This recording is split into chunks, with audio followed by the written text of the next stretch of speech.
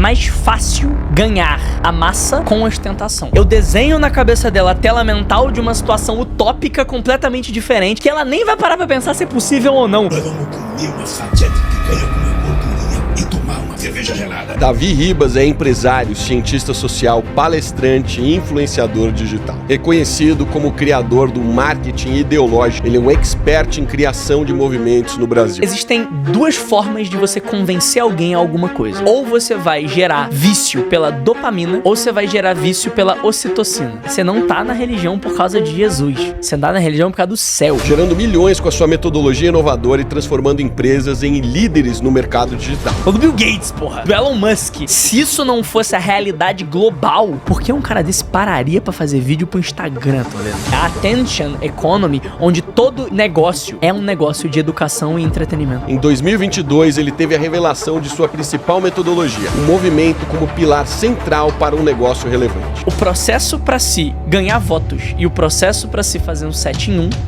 era o mesmo? Você enxerga uma possibilidade da gente fazer exatamente o que ele fez de uma outra forma com o mesmo resultado? Eu enxergo a possibilidade de fazer mais do que ele fez sem metade da falcatrua. Por que você diz isso? Você já disse isso 2 vezes.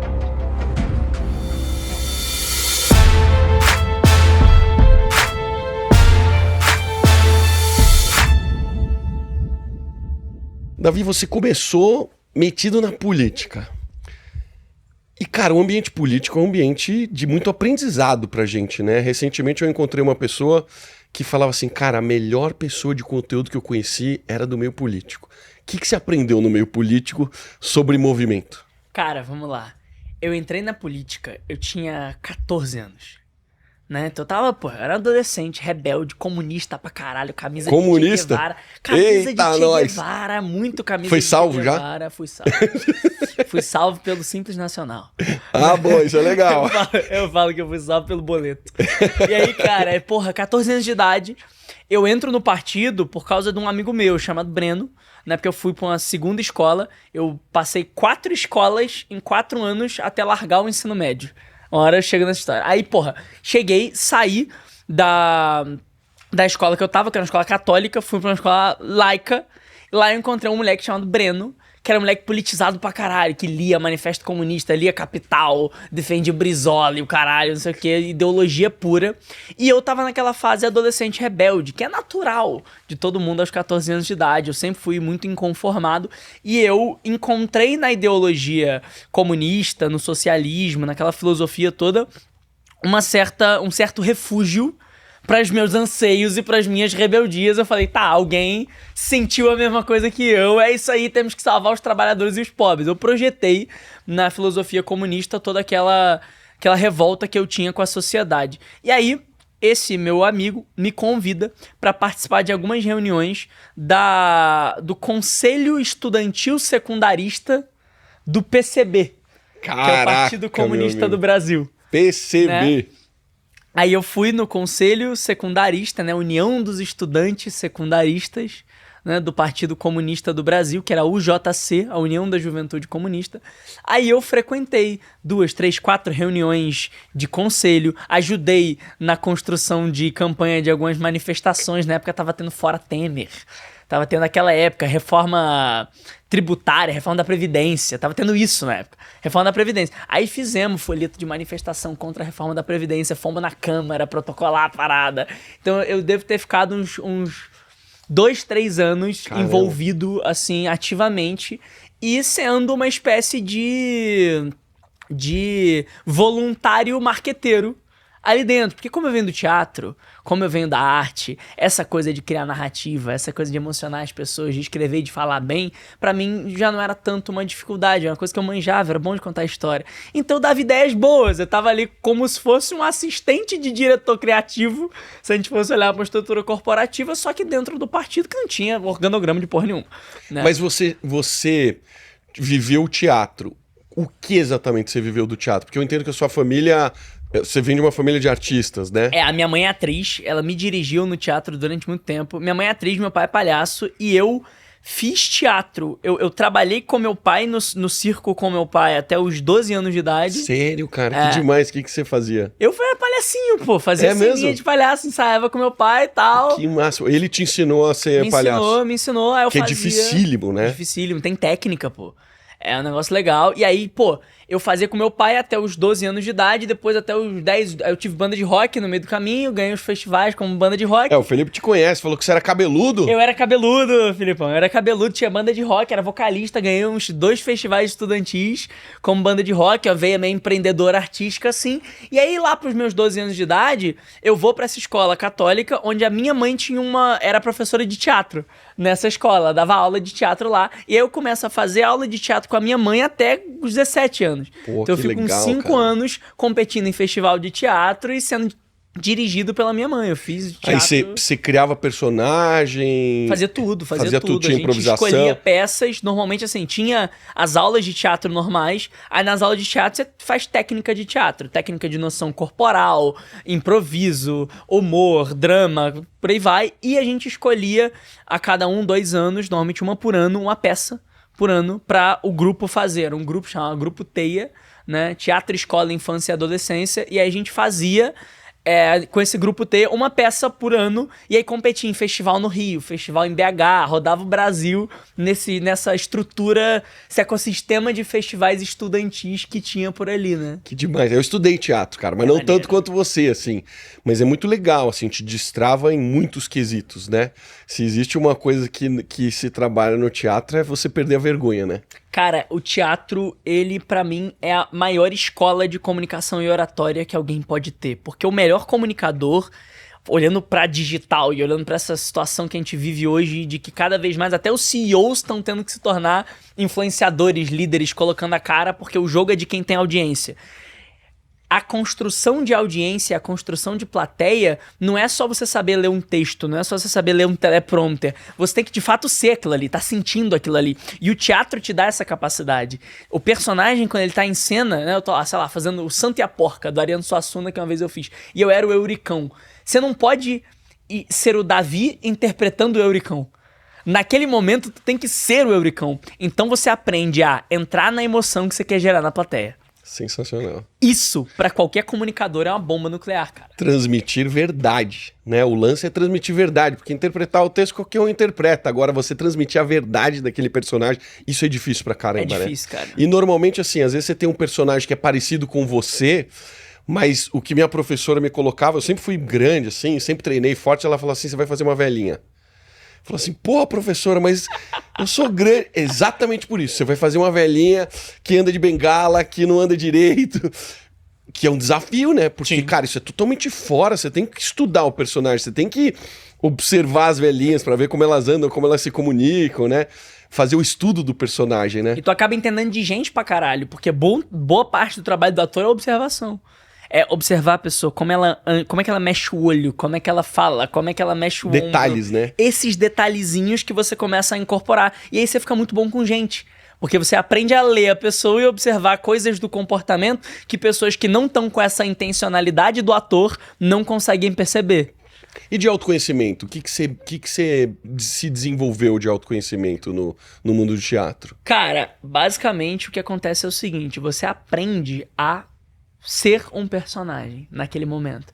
Então, aprendendo a ser um personagem, todo personagem, ele é um espelho do intérprete, né? Então, quando eu estou interpretando um personagem, o Euricão, ele é um personagem avarento e extremamente ganancioso e avarento. Quando eu interpreto o Euricão, o que eu tô fazendo é projetar a minha ganância e a minha avareza nesse personagem. Você potencializa o que tem dentro de você pra ficar mais Você mais expressa evidente. o que tem dentro de você. Por que esses caras, tipo Heath Ledger, vai fazer o Coringa e morre? Né? Por que tem essas porra de quem faz o Coringa enlouquece? Porque no processo de interpretar aquele personagem, o ator ele é obrigado a florescer dentro dele aquilo que é a característica principal do personagem. Então, quando o Davi tá interpretando o Euricão tá falando a fala, o Euricão tá com a plateia, mas o sentimento sentido é a ganância e a avareza do Davi.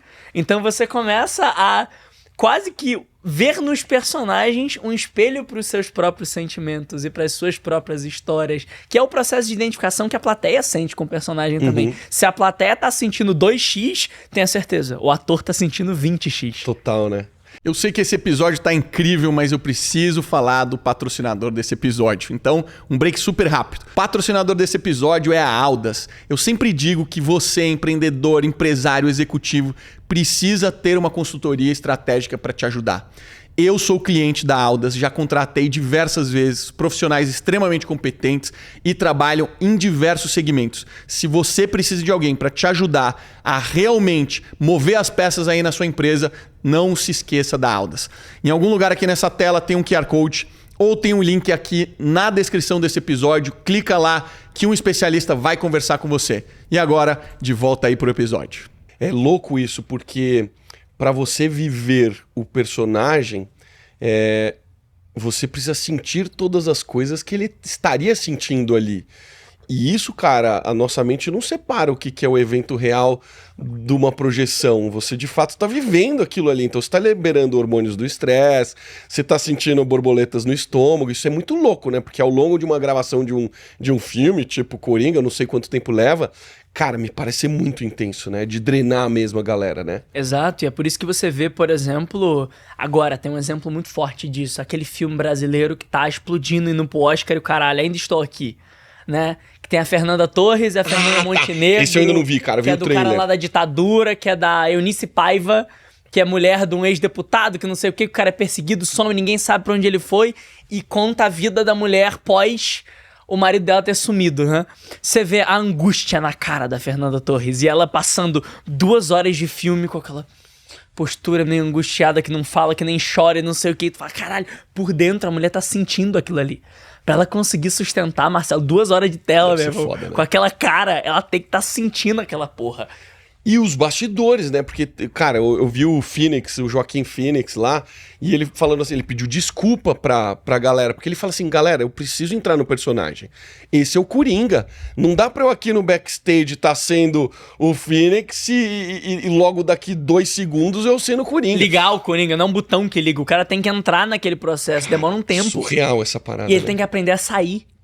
Então tu ganha uma capacidade de gestão das emoções e de adaptabilidade das emoções muito grande com o palco. Porque tu tem que aprender a entrar naquela emoção e na cena seguinte você tem que estar em outra. E terminou, você vai pro camarim, tira a roupa, tira a maquiagem, tu voltou a ser o Davi. Não dá pra você continuar no personagem, não dá pro Davi sair agora porragindo com a avareza do Euricão.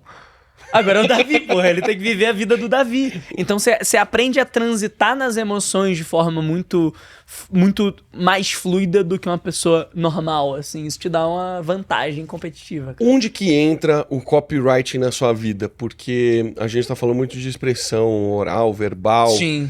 corporal, olhar, mas e eu sentar no papel e escrever mesmo, e chegar numa qualidade de texto que você chegou? Cara, o que acontece? Pra mim, o que é copy? Copy é fala escrita. A copy, ela sempre tem que parecer uma conversa. Então, por que eu fiquei bom de copy? Porque eu não sou bom escritor. Você fala bem. Eu não sou bom de escrever, eu falo bem. Eu, por exemplo, até hoje não sei usar a porra da vírgula. Porque numa fala comum de uma pessoa hipnótica, pra se prender a atenção, não se usa vírgula. É Tem ritmo. Tem ritmo. Então, assim, quando que o Davi se tornou um bom writer, né? Um bom escritor? Chegou um momento na minha carreira no digital, logo no começo ali, que eu comecei a ficar sem grana. Tentei vender uns cursos de paquera, umas coisas na internet, assim, meio pai, não deu certo. E aí... Como afiliado? Não, meu mesmo. Seu mesmo? É meu mesmo. Eu vi um infoproduto do Ryan que ele falava assim, você tem que ensinar na internet algo que você é bom. Aí eu com 18 anos pensei, Sou o quê? bom pra que caralho eu sou bom? nisso. Eu sou bom em beijar na boca, porra. É nisso que eu sou bom, cara. Mano. Aí eu fui tentar ensinar isso, mas assim, não deu muito bom. Devo ter feito, 10 contos. Não deu certo. E aí, só que chegou um momento que eu fiquei sem grana, precisava fazer dinheiro. E aí vi algumas pessoas falando dessa profissão copywriting. Aí eu fui pesquisar o que era o copy. E eu percebi que o copy, ele era 2 coisas. Ele era um bom observador de expert.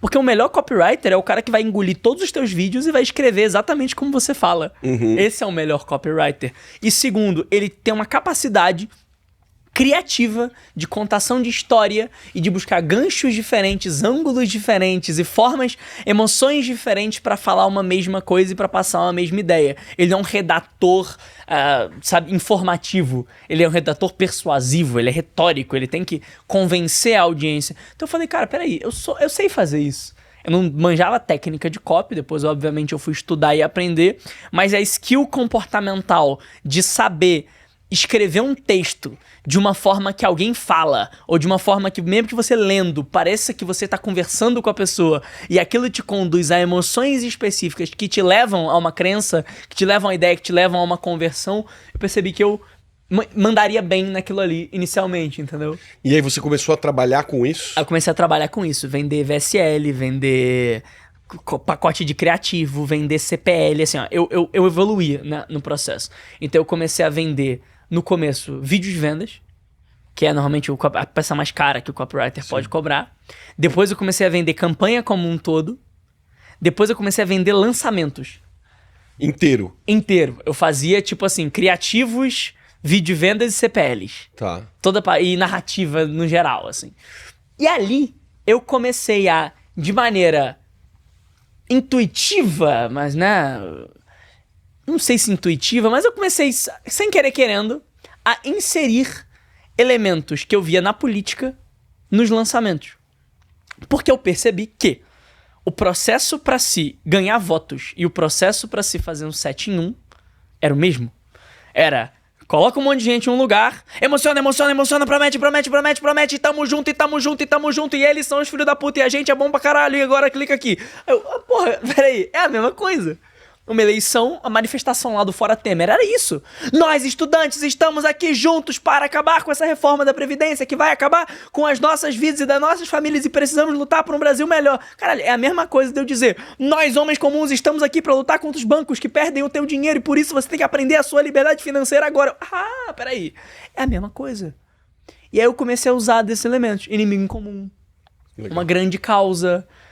um nome de tribo, e comenta o nome da tribo. Eu comecei a usar desses artifícios nos lançamentos, nas copies, nas VSLs que eu fazia, e isso começou a aumentar a conversão. Começou a dar certo. Na época eu fui sócio da minha namorada, a gente, fez um perpétuo que vendeu pra caralho o ano inteiro, e aí eu comecei a, nessa época, ter um sabáticozinho um pouquinho maior, porque comecei a ganhar uma grana, fazer uns lançamentos maiores, e aí eu comecei a dar consultoria para players maiores. Foi aí que entrou o Spadoni, foi aí que entrou o André Diamant, foram aí que esses caras eu comecei a ajudá-los em consultoria, o que depois, alguns meses depois, ia formatar a metodologia de criação de movimento, de marketing ideológico. Mas foi uma coisa que no teste e erro eu fui percebendo que eram esses elementos que, estruturados dessa forma, faziam com que um cara ele não simplesmente tivesse a percepção de ser um especialista, mas um idealista, um líder de movimento, um cara que a galera olhava e falava, eu quero ir atrás desse cara e eu tô junto com ele e eu vou arrastar pra cima e tamo junto.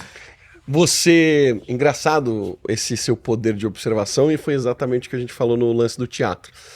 Você é o cara que observa muito. Quem hoje do digital, tirando você, é um dos grandes criadores de movimento? Cara, criadores a gente tem vários. Em algum nível, todos os caras que são muito grandes são mais líderes de movimento do que especialistas. Olha pra um Ícaro, olha pra um Ítalo, olha pra uma Betina. Percebe? Sim. Olha pra um Wendel, olha pra um Pablo. Se olhar pra esses caras todos, intuitivamente ou não, estrategicamente ou não, todos eles têm os mesmos elementos que geram idolatria na audiência, que transcendem a copy, que transcendem a promessa, que transcendem a oferta. Porque vamos lá, outros caras, mano, podem ter a mesma copy, a mesma promessa, a mesma oferta que uma Betina. Podem ter a mesma copy, a mesma promessa, a mesma oferta que um Ítalo. Mas o que faz o Ítalo ser o Ítalo, meu irmão? É trabalho e sirva, seja forte, não encha o saco, é terapia de guerrilha, o cara... É uma visão de mundo, é uma ideologia. Por isso que nasce o conceito do marketing ideológico. Ou seja, o que faz essas pessoas serem elas é a visão de mundo delas, que é singular e incopiável. E quando essa visão de mundo, começa com a visão de mundo do líder, se torna a visão de mundo de uma tribo, e a tribo ela começa a engajar na visão de mundo do líder, a identidade do ente individual se sublima em uma identidade de um ente coletivo. Então o eu vira o nós, e eu não tenho mais identidade própria. Agora eu sou um general do reino. Agora eu sou um guerrilheiro. Agora eu sou alguma coisa. E esse eu sou faz com que a pessoa ela tenha um nível de conexão com o Ítalo, um nível de conexão com o Ícaro, um nível de conexão com a Betina, com o Pablo, com ele, que é muito diferente e que uma oferta, que um produto, que simplesmente ter uma boa empresa, um bom negócio, um bom serviço não consegue entregar. Você citou algumas pessoas interessantes, porque algumas dessas pessoas que você citou usam muito a ostentação para inspirar as pessoas, para gerar desejo. Mas eu não vejo o Ítalo fazendo isso, eu não vejo o Ícaro fazendo isso. Qual que é a diferença, cara, desses dois jogos, assim? Porque me parece ser muito mais complicado fazer o que o Ítalo tá fazendo e o que o Ícaro está fazendo.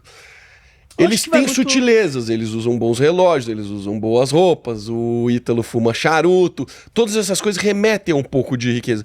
Mas eu tenho a sensação de quem ostenta, por exemplo, o Wendel, ostenta pra caramba. Marcos, ostenta pra caramba. O próprio dono da CIMED lá, o João Adib, ostenta pra caramba. E, cara, dá certo, a gente sabe que dá certo. Mas eu, particularmente, cara, eu nunca me identifiquei com esse lance de ostentar. Eu gosto quando eu vejo quando a pessoa chega lá e ela não precisou usar desse artifício. Como é que você compara esses dois mundos? É muito do pra quem. Eu acho que não são dois grupos diferentes. Assim, é muito do pra quem e é muito do que você tá tentando fazer e pra quem você tá querendo falar. Tá. Né? Naturalmente, é mais fácil ganhar a massa com ostentação. Então, por exemplo, você olha um Wendel, um Fint. Esses caras, Wendel, Fint, Pablo, eles vendem pra quê, meu irmão? Eles vendem pro seu Juarez fudido do caralho a quatro, burro, pobre e lento, entendeu? Ou seja, é um cara burro, pobre e frustrado.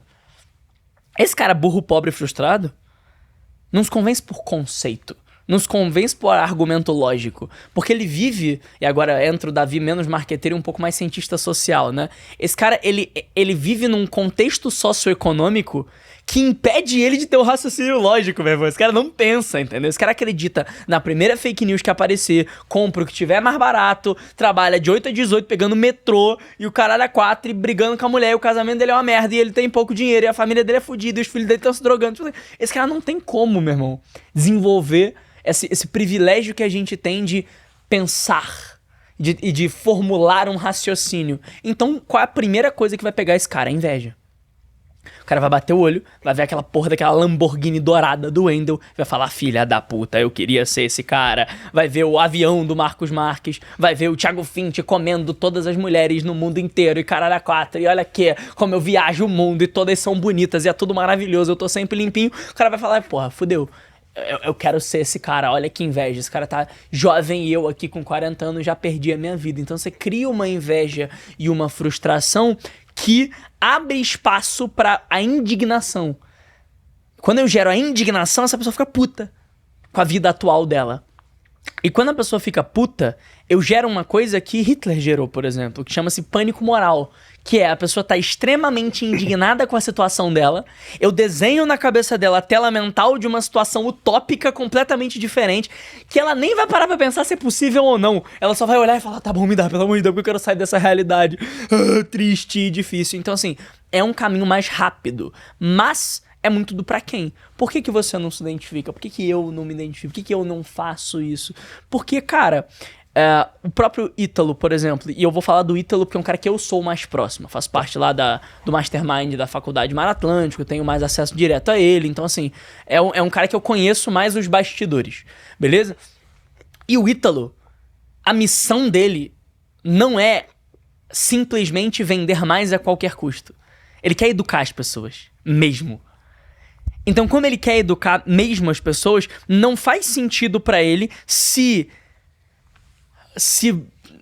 de certa forma, tirar vantagem de fazer inveja em pobre. Ele quer que as pessoas pensem. Ícaro é outro. Ele quer que as pessoas queiram aprender. Outros não. Outros têm outra filosofia. E assim, Fora o Fint, que eu acho que é um líder de movimento muito forte por causa da coisa do outlier, mas o Fint ele acaba liderando mais a galera jovem, ele acaba pegando mais o cara, 18 vintão, que tá querendo ser aquele cara, aquele arquétipo do nômade digital, tal, uma coisa meio raiando. E numa fase ainda muito confiante, né? Que acredita, positivo, não otimista. Não é frustrado, ele é um jovem otimista que acha que vai viajar o mundo e comer todo mundo mesmo, assim. Sim.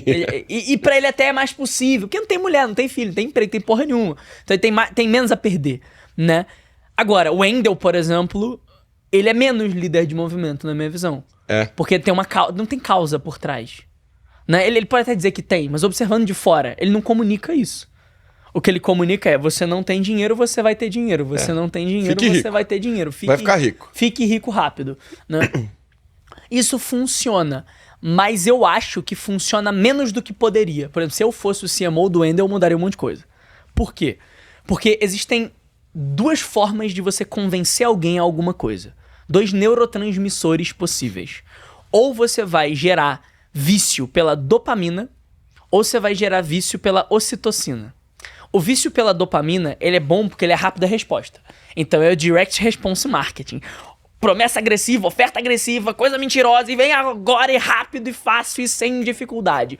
O que acontece é, por que as pessoas têm a falsa visão de que o mercado digital saturou? Saturou porque a dopamina, mano, ela é tipo maconha, é tipo videogame, é tipo punheta, é um negócio assim, ó. Você, foi bom, precisa de mais um, e depois mais um, mais um, mais um. Você fica cada vez mais precisando de uma dose maior, ou seja, tangibilizando. Se o meu canal principal de comunicação ele é um canal dopaminérgico e exclusivamente emocional, eu preciso ter uma promessa cada vez mais agressiva e uma oferta cada vez mais avassaladora. E agora não é mais compre o meu curso, é compre o meu curso e ganhe um iPhone, minha Lamborghini, o caralho, e mude a sua vida e ganhe vitalício. E agora da Black Friday da galera não é mais meu curso, é todos os meus cursos vitalício pra sempre. Por quê? Porque a dopamina satura. Por outro lado, quem se posiciona mais como líder de movimento, ou seja, menos em cima de uma promessa e mais em cima de uma cosmovisão, de uma visão de mundo, de um conjunto de crenças, essa pessoa ela ganha pela ocitocina, que é o neurotransmissor do amor, da paixão, da irmandade, da fraternidade, do pertencimento.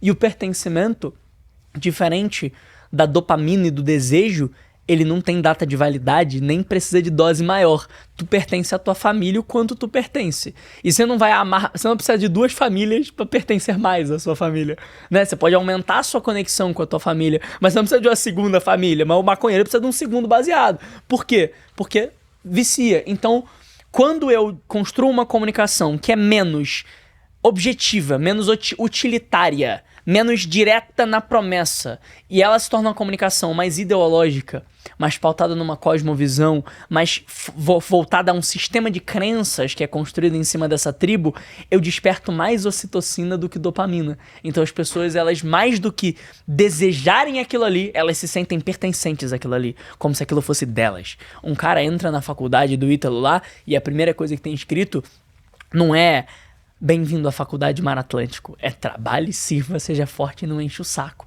E aquilo não é a promessa do Ítalo. Aquilo é a visão de mundo deles.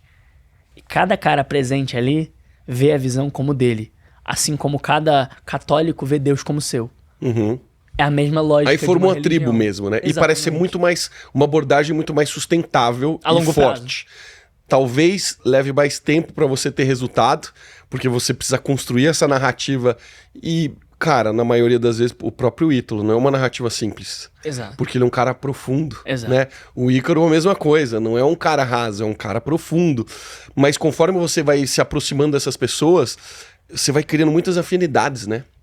Foi uma surpresa muito grande pra mim começar a conversar com o meu público, investigativamente falando, porque eu começo a me posicionar com mais força nos últimos 2 anos e meio, falando sobre gestão e liderança. Sim. Só que eu comecei a mostrar um pouco mais da minha vida. E aí, na hora que a gente começou a tentar descobrir por que as pessoas me seguiam, cara, 80% das pessoas falaram assim, cara, o resumo, né? A sua pluralidade. Você fala sobre ser um cara de negócios, eu também sou, isso é legal. Mas você cuida da sua saúde, você fala de autoconhecimento, você fala de espiritualidade, e eu gosto de todos esses assuntos. Então, eu comecei a perceber que essa identificação, cara, não é sobre o que eu tô falando, é sobre essa conexão de valores, né? Exato. É tipo o Golden Circle do Simon Sinek, tá ligado? Você tem Total. porquê, o que, como. Né? Como é o produto, o que você vende. Então, o que você vende objetivamente, Marcelo? Porra, sei lá, mentoria de gestão e liderança. Beleza, isso é o que você vende objetivamente. Só que qualquer outro cara bom em gestão e liderança também consegue vender uma Sim. mentoria de gestão e liderança. Melhor ou pior que a tua, foda-se. É uma mentoria de gestão e liderança. Leva aquela água, tô com sede, bebo água. É o utilitário, né? Serve para alguma coisa. O segundo círculo em volta é o círculo do o quê. O que é o o quê? É a promessa. Então, peraí. Não é mais mentoria de gestão e liderança. É, tenha um time engajado e de alta performance, olhando para as pessoas primeiro. Ah, peraí. Agora tem uma promessa, uma tela mental e um lifestyle específico que o Marcelo me mostra do CEO de sucesso, do cara que, porra, Nubank, o caralho, e sucesso, parará, time de alta performance, beleza. Só que, o que deixa a tua promessa sexy? Porque a promessa deixa o produto sexy. É o segundo caminho. Só que tem um terceiro círculo, que é o círculo do porquê. Que é o círculo do propósito, dos valores, das crenças, da visão de mundo, das suas experiências, das suas opiniões, da pluralidade de ideias que formam uma cosmovisão com uma atmosfera ideológica em volta do que é a tua promessa. E aí a sua promessa se torna diferente. O cara não quer uma mentoria de gestão e liderança. Ele quer a mentoria do Marcelo. E foda-se se ela é de gestão e liderança ou de como entrar no gelo todo dia, meu irmão. Aposto contigo que se tu abrir qualquer coisa de alta performance, vende igual. Qualquer porra de dieta vende igual.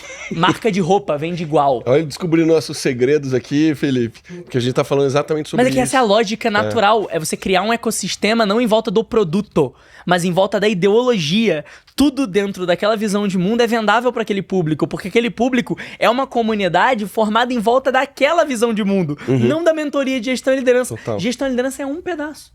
Importante, pra cacete. Mas tem vários outros pedaços. E aí você fica insubstituível. Cara, quais são os principais erros que as pessoas cometem na criação de movimentos? O que você vê que a galera erra demais aí? Tá, vamos lá, tem 3, tá? O primeiro, querer fazer de fora pra dentro. De fora pra dentro. De fora pra dentro. Explica essa Que é parada. querer criar um movimento. Não se cria movimento. Se extrai. Se extrai. O movimento, ele existe dentro do líder. Aquilo tem que ser verdade pro líder. Então a causa não tem que ser, vamos sentar com um monte de copywriter aqui na mesa e qual vai ser a causa? Não, caralho. Meu irmão, qual é o motivo da sua existência nessa porra dessa terra? Tá fazendo isso por quê? O líder tem que ter sangue no olho, tem que ter convicção verdadeira, tem que ser verdade pro cara. Sim. O inimigo não pode ser um inimigo. Vamos inventar um inimigo comum. O líder tem que realmente ser combativo àquilo. A personalidade do líder não pode ser uma coisa, qual que tá vendendo mais? Vou ser high ticket ou vou ser low ticket? Tenho que ser homem comum ou governante? Caralho, quem é você? Então a maior parte das pessoas, na hora de criar movimento, elas veem movimento ainda, e eu tô aqui no mercado para mudar essa visão, elas veem movimento ainda como uma narrativa que se cria para converter mais num lançamento. Isso até acontece, só que para que um lançamento? Se eu posso criar uma coisa que é de fato o tema do meu negócio como um todo e que é tão verdadeiro que eu não faço força. Então por que muitos movimentos morrem rápido? Morrem rápido porque o líder não é aquilo de verdade. E foi um processo feito de fora pra dentro. Eu vou virar pra você pra te dar uma consultoria, eu vou dizer, Marcelo, tu agora tem que se vestir assim, assim, assado, andar assim, assim, assado, Fake. falar assim, assim, assado, tua rotina tem que ser assim, assim, assado. Porra, Davi, essa merda tem nada a ver comigo, cara. Não vou conseguir sustentar isso aqui uma semana, eu vou ter que ter uma equipe em volta de mim pra sustentar. Fica muito difícil. Então esse é o primeiro erro. O segundo erro, impaciência. Movimento é um jogo de médio ou longo prazo. A Igreja Católica é o que é, porque ela tá falando há 2000 anos a mesma merda, meu irmão. Entendeu? Os caras não mudaram o discurso a cada lançamento. A Igreja Católica faz o quê? Vamos ver. Páscoa, São João, Natal e mais uns feriados. Tem 3 ou 4 grandes lançamentos no ano e mais uns pequenos picos de venda, né? Se a gente olhar pra agenda de campanha da Sensacional. Igreja Católica e o culto todo domingo ali, toda semana, né? E aí, qual que é a parada? Mano, só que é a mesma missa, com a mesma coisa, com a mesma narrativa, com as mesmas crenças, com o mesmo mandamento, com a mesma história, mesmos santos, sempre. Ou seja, não é um negócio que eles trocam a cada campanha identidade e linguagem. Eles estão há 2000 anos falando a mesma merda. Não é à toa que eles são o que eles são. Entendeu? E tem um negócio interessante que é guiado pela Bíblia. Que não é um texto simples, dificilmente alguém entende completamente. E ninguém leu aquela porra inteira, né? Exatamente, ninguém leu, ninguém entende aquilo ali e precisa de alguém pra guiar. Exato. Que me parece um paralelo muito próximo com quase tudo que a gente tá falando, né? Lógico. Puta, você domina gestão e liderança? Sim, mas você não domina completamente. Fulano de tal domina. Você não domina, cara, igual o Fint lançou lá no começo, e você também, paquera, como é que eu pego na mulher? Cara, ele domina bem, então mostra isso. Parece ter um pouco disso também, né? Exato, e existe um céu inalcançável que é a causa. Tu tá na religião por quê? Tu não tá na religião por causa de Jesus. E quando eu falo isso, como um cara formado católico, como um cara que estudou teologia, o pessoal me bate. Mas a real é, você não tá na religião por causa de Jesus. Você tá na religião por causa do céu. Mais do que por causa do céu. Tá com a religião porque tem medo de ir pro inferno, meu irmão. A maior parte das pessoas, elas estão na Medo da religião consequência. por medo de ir para o inferno. Elas têm a menor visão teológica. Você fala, se tu leu São Tomás de Aquino, cara, quem?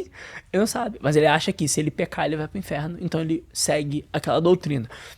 Mas o ponto é, são coisas que demoram muitos anos para serem construídas.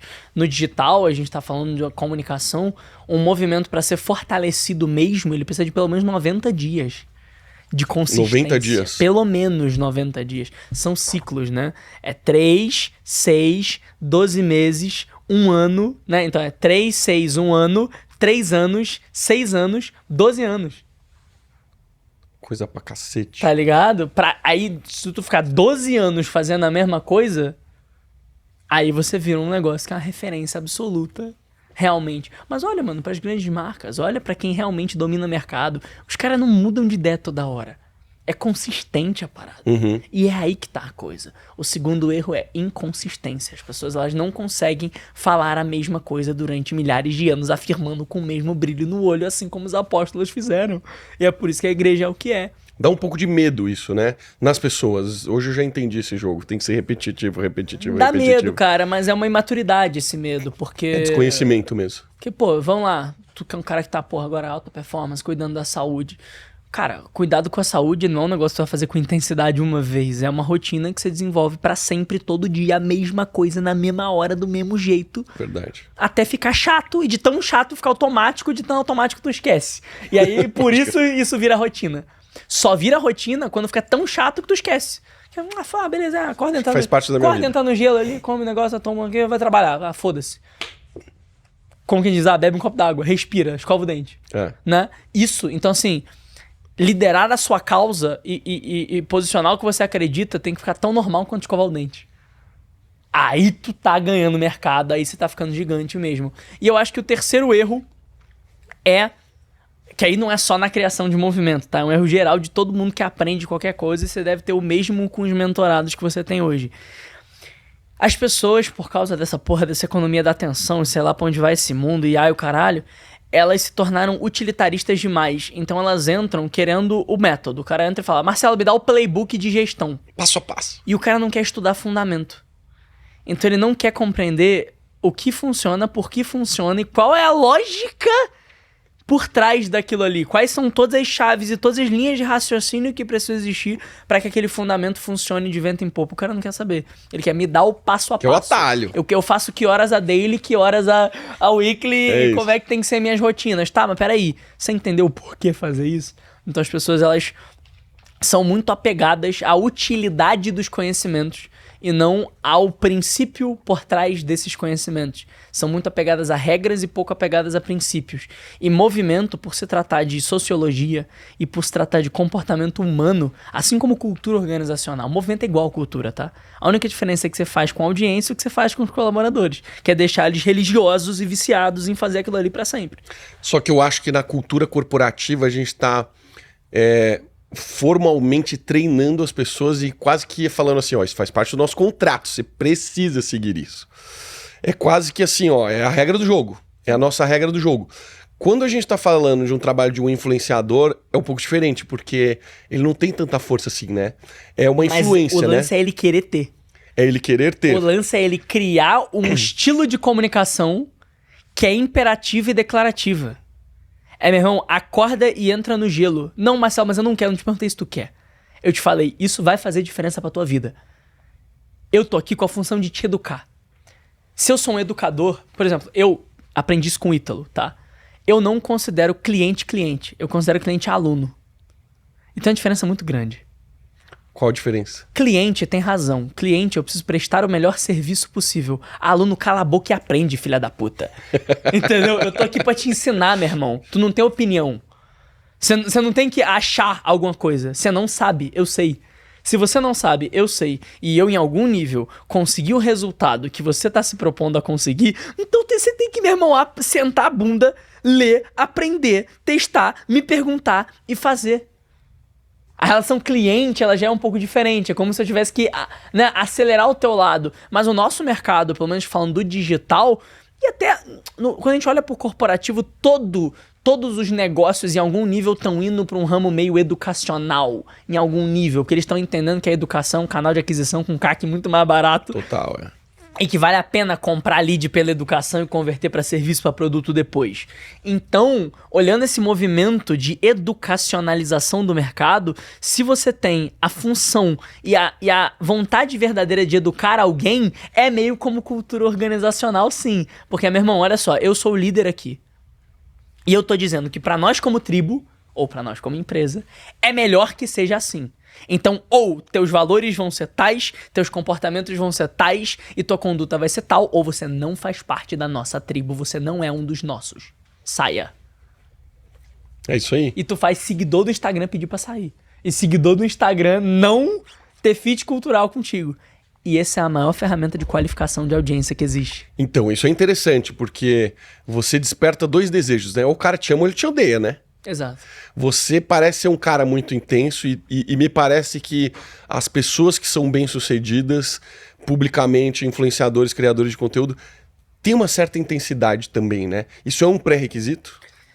O que você chama de intensidade? Intensidade é essa confiança de você falar, cara, é o meu jeito funciona, só segue.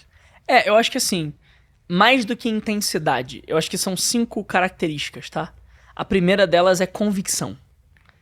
Então, eu nunca vi ninguém com muito sucesso, profissional, pessoal, influenciador, líder, empresa, que não fosse alguém absolutamente convicto das próprias ideias. O cara bota um bagulho na cabeça, meu irmão. E não é se, é quando e acabou. Eu nunca vi ninguém muito grande Realmente. que não seja muito convicto. Então, a primeira coisa, o cara tem que ter convicção. Segunda coisa, ele tem que ter coragem. Ele tem que ter vontade mesmo de dizer o que ele pensa. Em algum nível, assumir que ele tá certo. Eu acho que essa é uma das maiores características do idealista, do empreendedor idealista. Qual é a diferença do empreendedor utilitarista pro empreendedor idealista? O empreendedor utilitarista, ele pensa assim, cara, o que tá dando mais dinheiro? Qual o mercado com mais oportunidade? Como é que eu vou monetizar isso aqui? E tá tudo bem. Quer surfar a onda. Beleza, e tudo certo. Cada um faz o que quiser. Mas não é minha vibe. E também não é a vibe dos meus. Eu ando com uma galera, eu costumo me conectar com uma galera que... qual mudança isso aqui vai fazer no mundo? Ele pensa mais nisso, entendeu? Uhum. Ele já entendeu que o game de fazer dinheiro não é tão difícil assim. Né? Então, ok, todo mundo tem seus processos e seus caminhos. Não é fácil também, mas é uma receita de bolo, cara. Ou seja, se é uma receita de bolo, tem uma coisa por trás disso aqui. Um motivo maior. Você vê a própria galera lá que você dá aula lá do G4. Mano, o negócio dos caras não é mais adquirir receita. Eles adquirem muita receita, têm suas metas, mas o negócio é assim, ó, nós vamos mudar o empreendedorismo brasileiro, meu irmão. É outro nível. É outro nível. É um nível que é um nível ideológico mesmo. Ele quer gerar uma transformação real na sociedade. E sendo muito sincero, Marcelo, pra mim a única função de uma empresa é essa. Se uma empresa ela não tem a função de gerar alguma transformação positiva na sociedade, ela não serve pra nada, ela é um cassino, não uma empresa. É só o gerador a máquina de lavar dinheiro, percebe? Então, ele precisa ter muita coragem, ele precisa ter muita convicção, ele precisa ter muito entusiasmo. E a palavra entusiasmo é legal porque ela vem do entheos, né? Que é Deus em tu. Entusiasmo é entheos, que é Deus em você. Você tá cheio de Deus, né? Você tá, porra, empolgado, com vontade, mesmo nas piores porradas.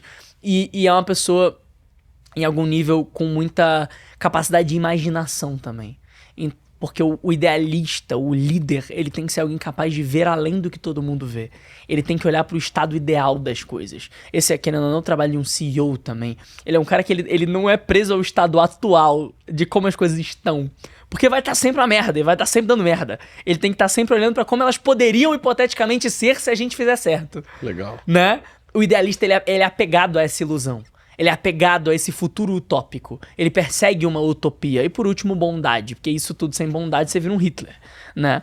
Só que tem que ter, então, muita convicção, muito entusiasmo e muito apego às próprias ideias. Você tem que pensar assim, caralho, e não no sentido intelectual da coisa. Tipo, eu não sei e vou ter apego a não saber. Não, mas apego aos próprios valores. Apego à própria causa. É colocar na cabeça, nós vamos mudar o empreendedorismo no Brasil. Nós vamos. A gente vai mudar a educação desse país através do digital, que é um pouco do meu caminho, nós vamos. E ter de fato a convicção de que ou você vai cumprir aquilo que é a motivação existencial do seu negócio, ou seu negócio e você, sei lá, vai morrer tentando. Conta um pouquinho de como você tem aplicado isso na sua empresa. O que virou sua empresa hoje? Conta pra gente ter uma noção do que você tem de produto, serviço. Cara, basicamente eu desenvolvi essa metodologia, né? Marketing ideológico, inclusive. Tem até livro, a gente Presentão pra tu, Obrigado, irmão. Aqui. Valeu. Tá com a Marketing ideológico. Lançou agosto? Lançou em agosto. Lançou em agosto, um mês antes do meu. Somos da mesma casa, da mesma editora aqui, Editora Gente. Movimento é tudo aquilo que influencia multidões e entra na história. Exatamente. Eu acredito que tudo aquilo que mudou a história do mundo foi criado por um líder de movimento, né? Querendo ou não, Cristo foi o maior líder de movimento que a gente tem no Ocidente, disparado. O cara conseguiu ser tão filha da puta que ele conseguiu parar a história no meio. Tipo assim, galera, vocês vão me ouvir, velho. Não, a gente não vai te ouvir. Vocês vão me ouvir, sim. Eu vou fazer milagre, eu vou ressuscitar morto e eu vou fazer cego ver, mas vocês vão me ouvir. Né? Querendo ou não, eu até falo uma coisa polêmica, que é, cara, pra mim o maior ato de cristianismo que existe é liderar um movimento. Porque liderar um movimento, ser consciente da sua verdade, ir lá e trazer aquilo que você acredita, uma mensagem boa de paz, de verdade, de conhecimento para as pessoas, é seguir os passos de Cristo.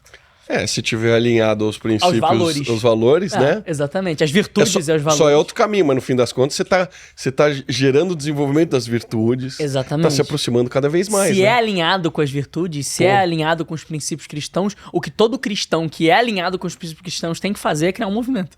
Porque ele tem que seguir os passos de Cristo. E inclusive é incentivado, né? Exatamente. Que se faça isso, né? Ele próprio incentiva. Vocês que virão depois terão obras maiores. Caralho, gente, faz mais barulho que eu, pô. Tava lá no Oriente Médio. O cara não tinha Instagram. Ele tava no Iraque, no deserto, sendo perseguido pelo exército romano. Não tinha que TikTok pra falar com milhões de pessoas. Mas assim, voltando aqui. Nasceu então essa tese do marketing ideológico, né? Ela virou metodologia. O nome Criação de Movimento hoje ele é meu. Tá no INPI, inclusive. Você registrou, né? Eu registrei ele. Então virou uma propriedade intelectual. E aí eu fundei há um ano e pouquinho atrás a Ether, né? Que hoje é a minha empresa, que é basicamente um ecossistema em volta do líder de movimento educacional. A gente tem agora, tá abrindo braços de serviço, algumas outras verticais de negócio, para angariar como um todo o líder de movimento. Nossa missão é reunir, formar e impulsionar os idealistas desse tempo. Legal. Então o que eu quero é literalmente pegar a galera que empreende dessa forma, com propósito, com verdade, querendo trazer uma mensagem positiva pro mundo e educar o mundo a fazer alguma coisa diferente, que eu acredito que o caminho é publicidade e educação alinhados. É o único caminho de mudança da sociedade, porque a publicidade e a educação são as únicas duas ferramentas que a gente tem capazes de modular comportamento humano. O que muda comportamento? É propaganda e educação, meu irmão.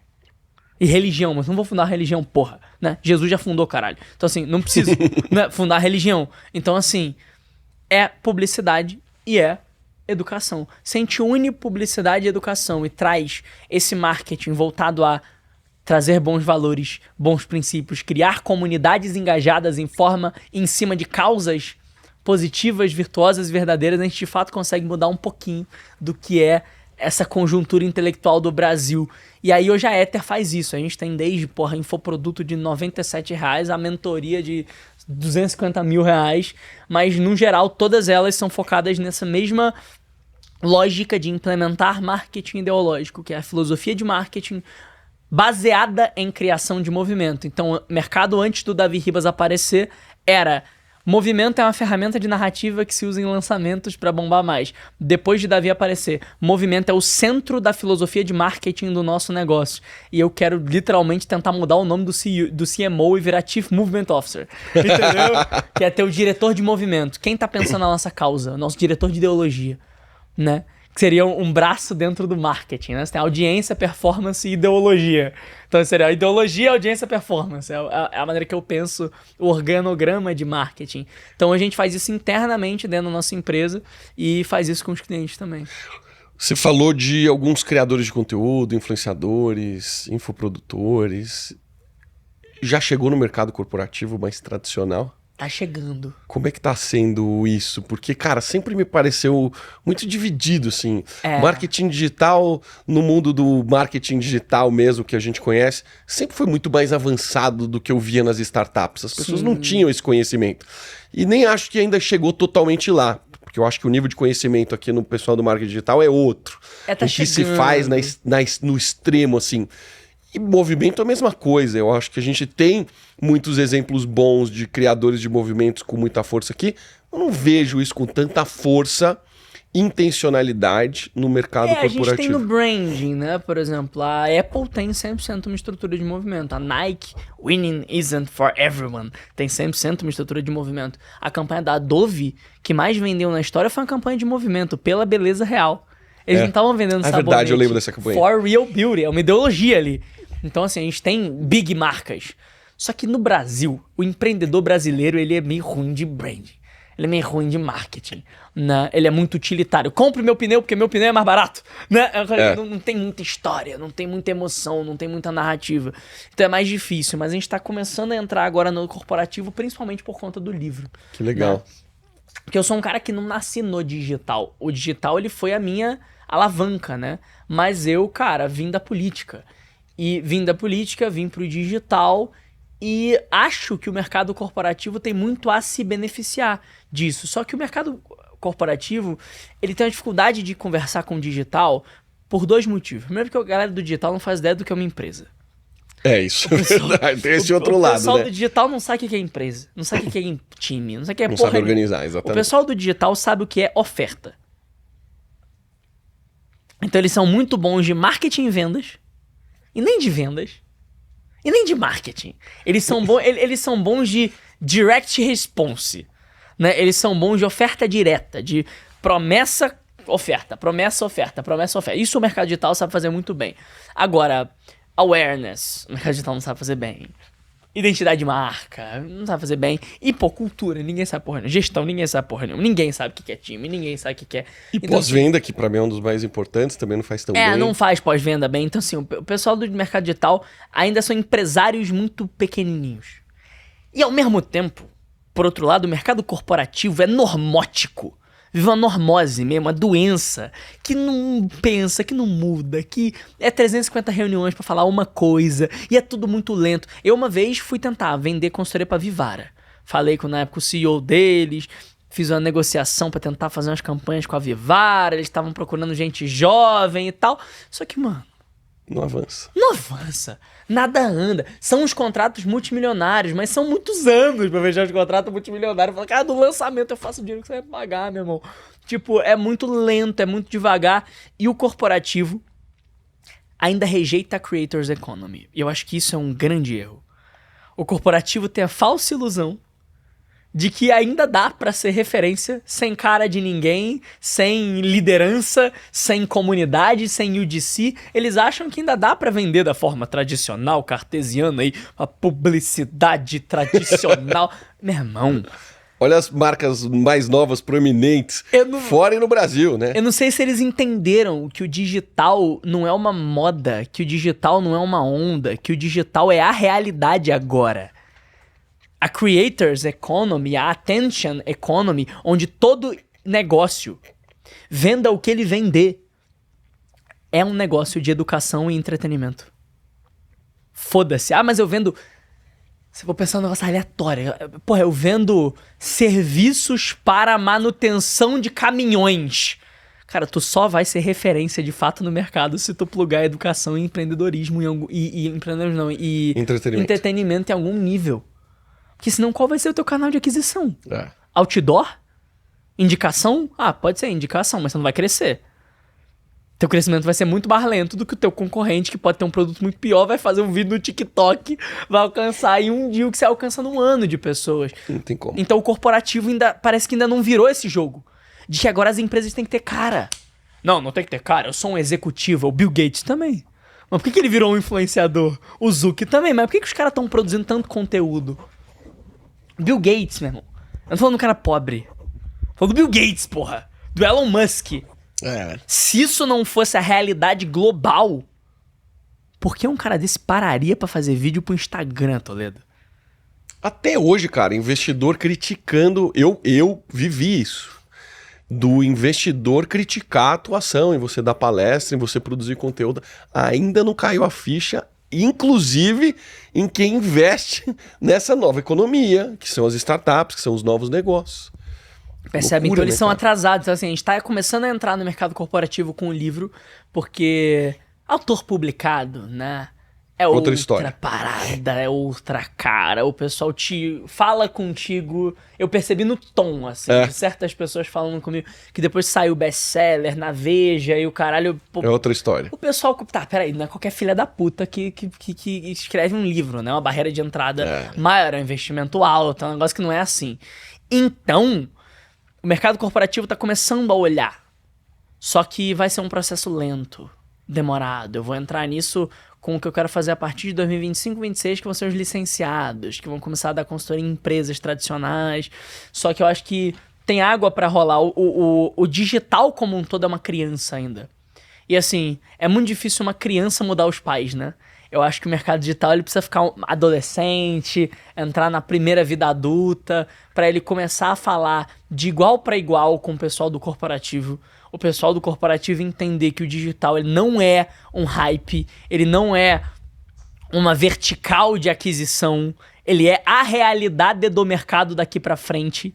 Ele é o que há, ele é o canal de aquisição, é a nova TV. E é isso.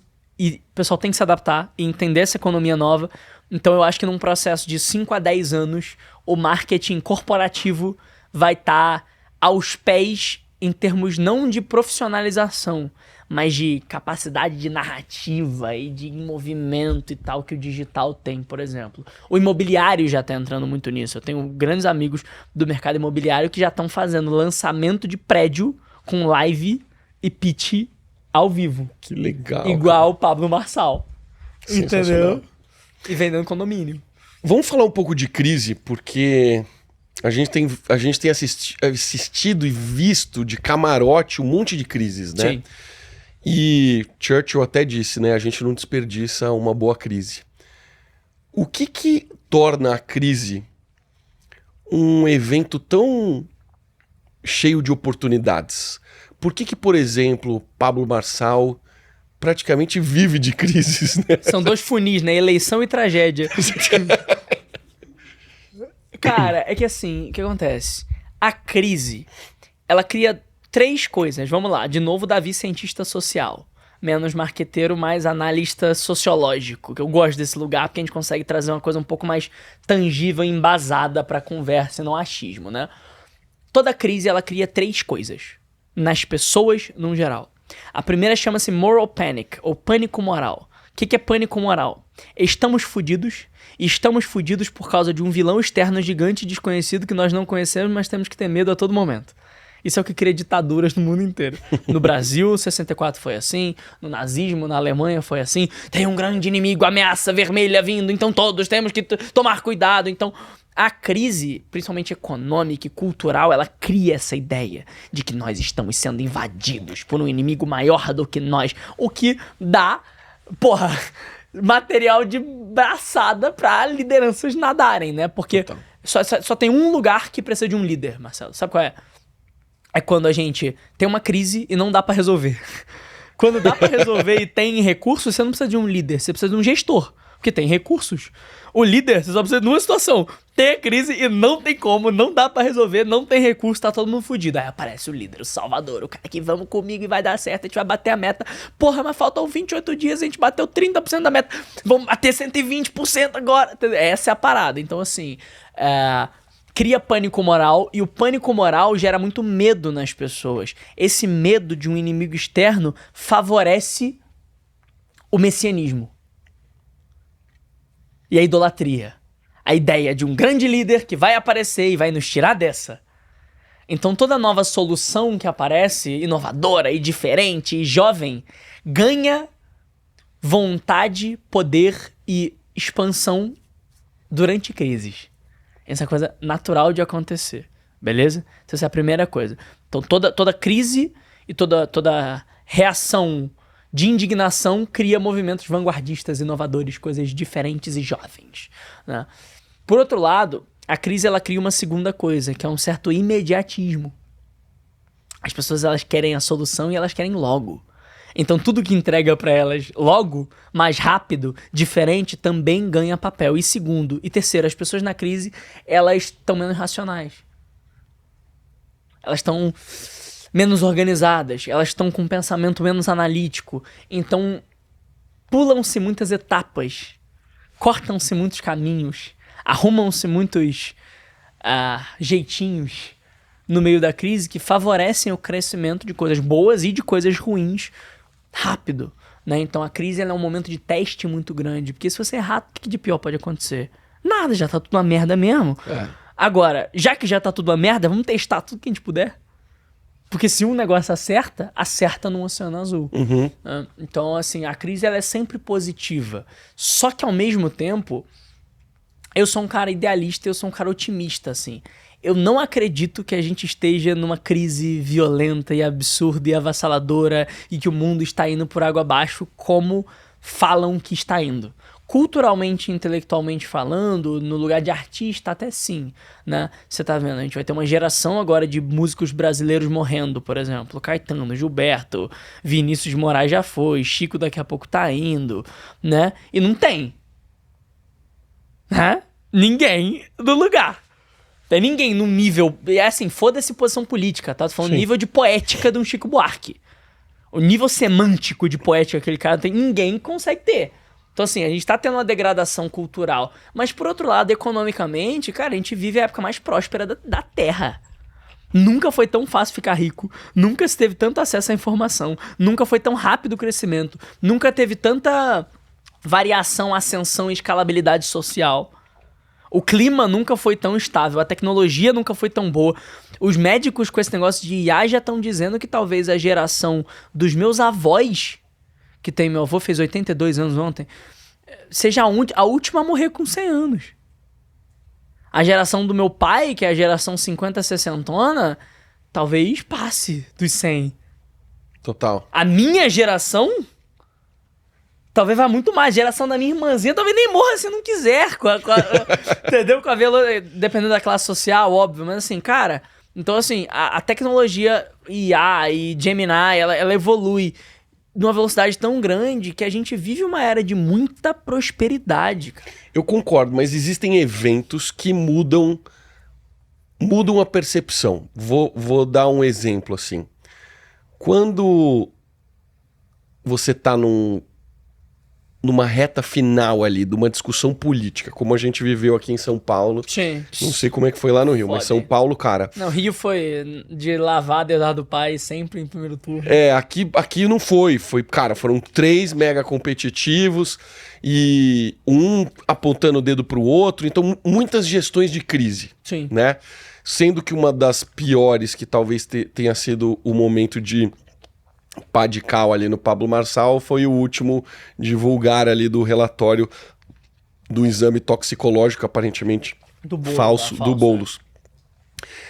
Muitas vezes a gente vê o Pablo Marçal passando por crises, que ele levou a galera na montanha, o cara quase morreu e foi um absurdo, e teve bombeiro e o caralho a 4, e quando acontecem coisas na empresa dele, e quando ele é criticado massivamente por todo mundo... ele, diferente da maioria das pessoas, me parece não se estressar e se incomodar com isso. E aí ele abre uma live, ele fala, live tal dia eu vou explicar tudo pra vocês, vocês vão entender. Aí ele vai e me lança um produto e ganha dinheiro pra caralho. Te parece, né? A gente, é muito complicado a gente comparar o nosso bastidor com o palco dos outros, né? Porque assim, parece como marqueteiro, o que o marqueteiro quer que pareça. Total, Né? Então tem esse lado também, o que não desqualifica de forma alguma essa capacidade de gestão das emoções que eu acho que ele tem muito forte.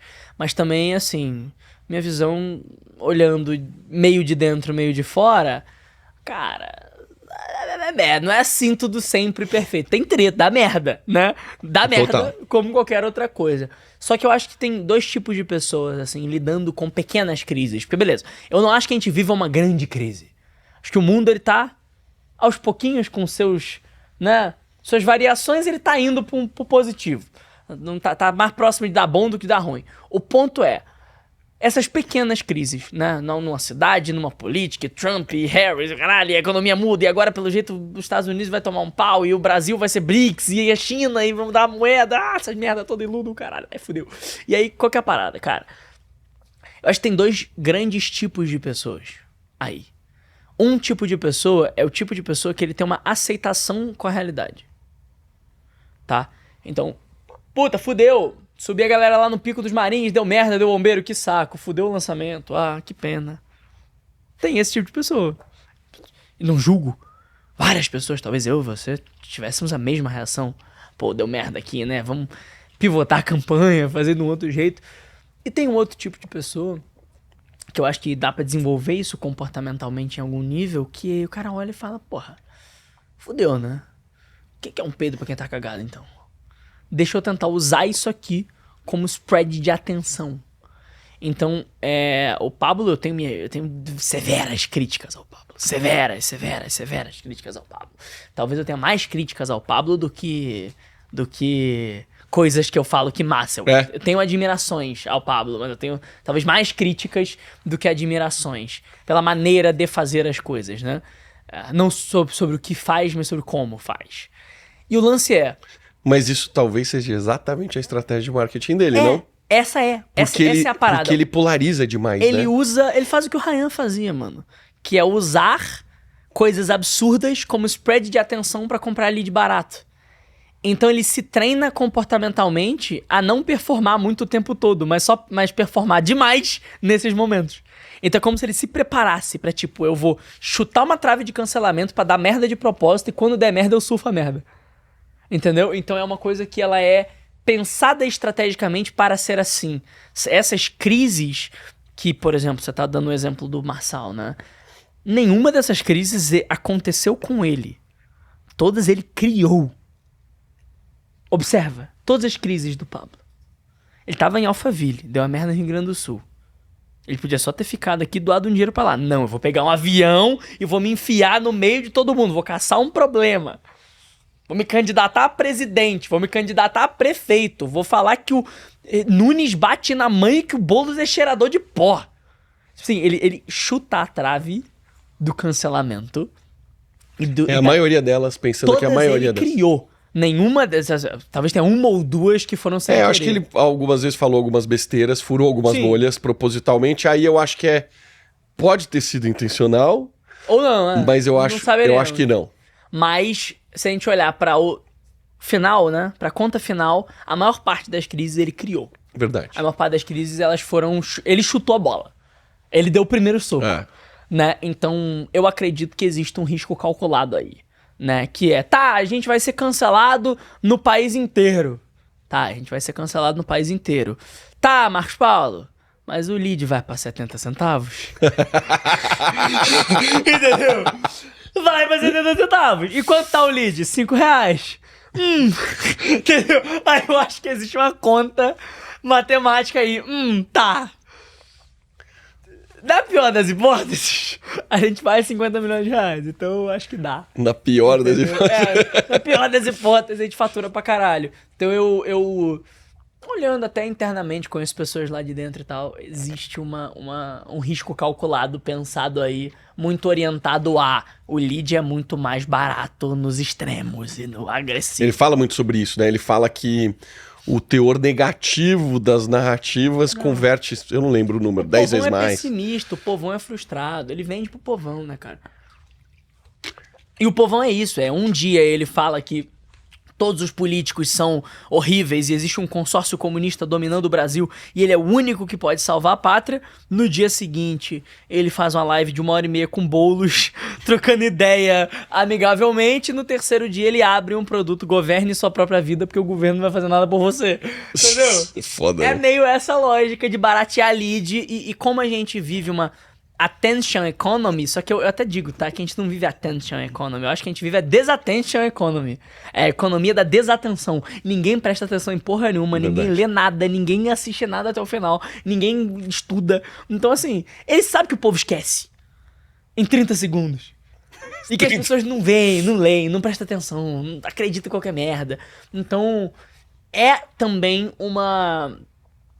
de certa forma, uma estratégia publicitária e é uma forma de pensar em vou criar todo tipo de spread e atirar pra tudo quanto é lado com faixa de público diferente, porque no final ninguém vai entender nada, mas vai todo mundo cair na minha CPL, quando cai na minha CPL é consciência de problema, consciência de solução, consciência de produto, oferta, entendeu? Agora, quando você olha pros resultados dele, são impressionantes, né, cara? Ele foi um dos caras que puxou muito a barra pra cima em termos de número de lançamento, né? Eu também não me identifico com o como dele.